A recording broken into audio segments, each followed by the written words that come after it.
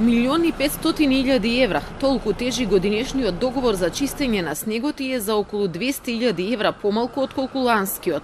Но годинава најголемиот дел од работата за патиштата низ целата земја ја зема НБ Транс компани од Тетова. Истата фирма која веќе неколку години поред е прва на тендерот кој го распишува Македонија пат. Само еден дел од обврските за чистење на кавадаречката Јами експорт-импорт, која од колачот зема 16 милиони денари или 265.000 евра. Таа како и лани ќе има обврска да го чисти снегот на патиштата за кој е надлежна велешката подружница на државното предпријатие. Договорот Македонија пат го склучила на 3 декември 2018, но дури денеска е објавен на страната на електронски јавни набавки. Од она што уште може да се види е дека на огласот кој го распишало предпријатието, како што и досега беше пракса, така и сега конкурирала само една фирма, а тоа е онаа која го добила тендерот.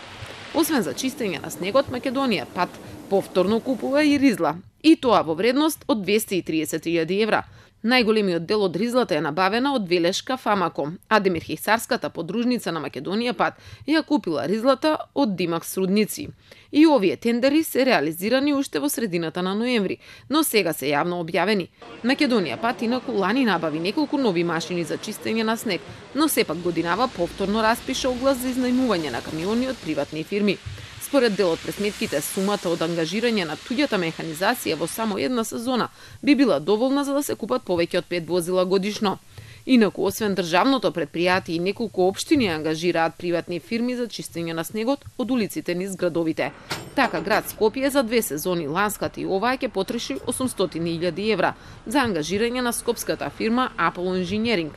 Општина Карпош предвидела 130.000 евра за Анизор Драшко од Сарај за да го чисти снегот.